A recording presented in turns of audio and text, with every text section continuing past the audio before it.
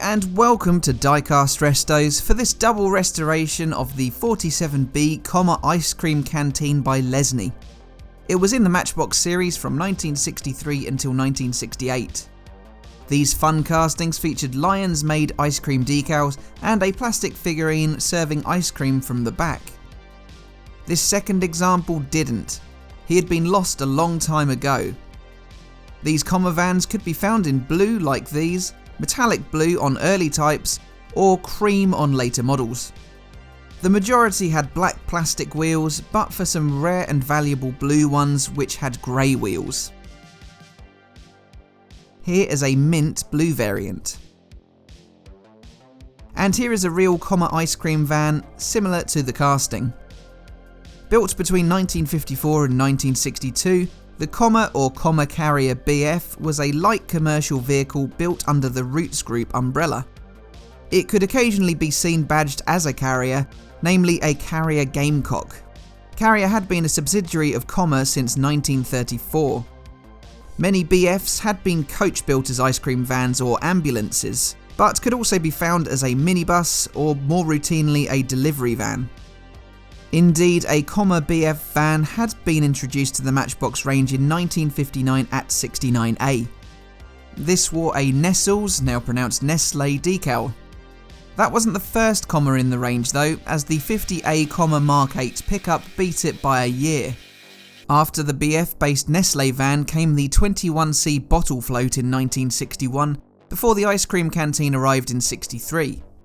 That same year, the Rent-A-Set or Radio Rentals Commer van appeared too, rounding out the 5 Matchbox Commer appearances. This ice cream van replaced my recently restored Brook Bond Trojan van in 1963 in metallic blue. It had long Lyons Maid ice cream decals spanning the front portion of the roof, coloured in orange, brown, lime green and pink. The side decals were also striped in pink, yellow and orange. After the blue metallic came the lighter flat blue, but black base plates remained. Stripes on the decals could now be shorter in length, while a redesigned oval logo was now also featuring on the roof. Interiors could be mixed though. Some had a taller operator like mine here, whose head was partially obscured when looking through the side opening. Others had a shorter alternative. My van that is missing its driver is getting a custom figurine, perhaps a little less welcoming than the Lesney design. You can see why though, now he's had his legs amputated. I'll glue him in for an imperfect restoration. I'll put him in the van, which I've decided to paint in the third colour that was available, cream. His legs weren't wasted though, the other operator was missing a forearm, so he's now holding an ice cream in his right hand instead of his left. Now it's time to paint strip.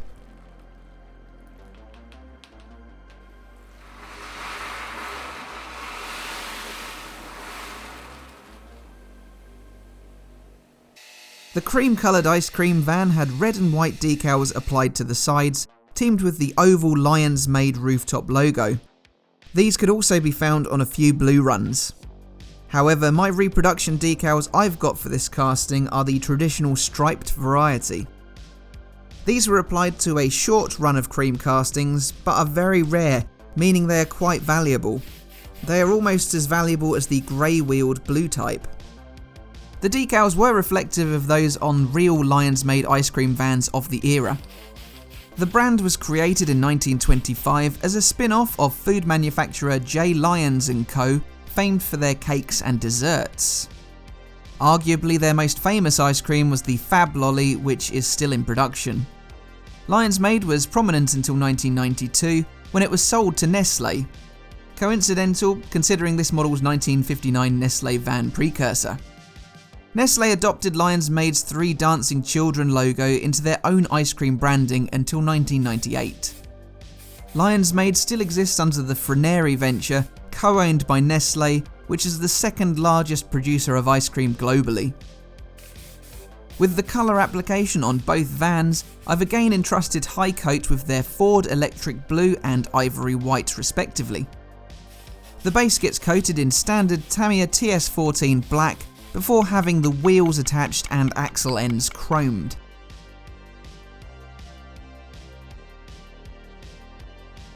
Next it's time to apply the decals, which I've handily combined into one split screen clip to save repetition. The decals are from Steve Flowers Model Supplies and are typically excellent, as are the vast majority of their vintage brand logo reproductions.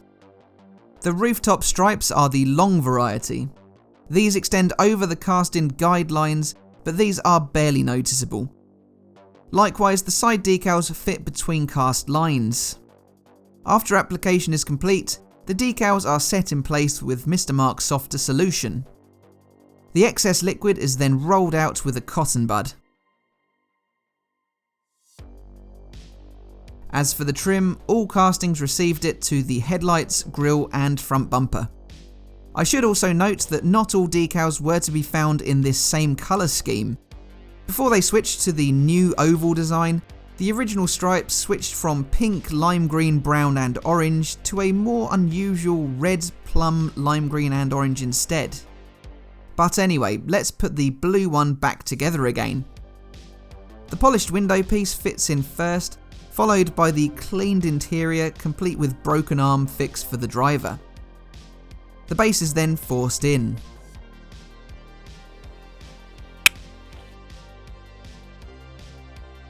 Much of a muchness for the cream version.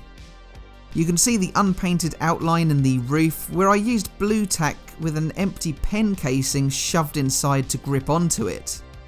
It's rather awkward when there's nowhere to grip onto with my usual gripping scissors.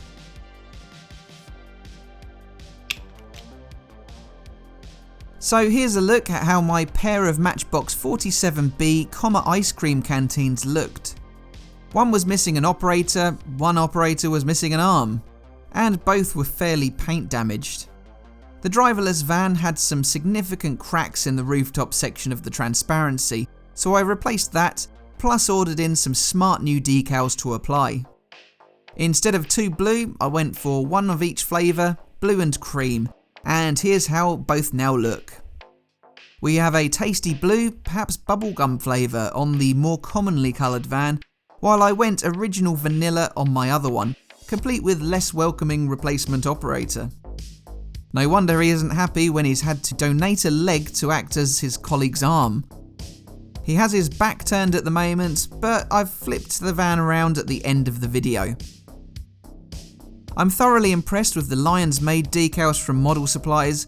I think the colours look great and are really vivid, especially teamed up with that blue. And each looks great with the chrome trim treatment on their front ends. But that is all I have time for today. Thank you for watching, thanks especially if you leave a like, thank you even more so if you subscribe.